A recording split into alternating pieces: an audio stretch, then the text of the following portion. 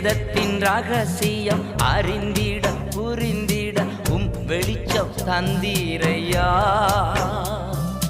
வேதத்தின் ரகசியம் அறிந்திட புரிந்திட வெளிச்சம் தந்தீரையா.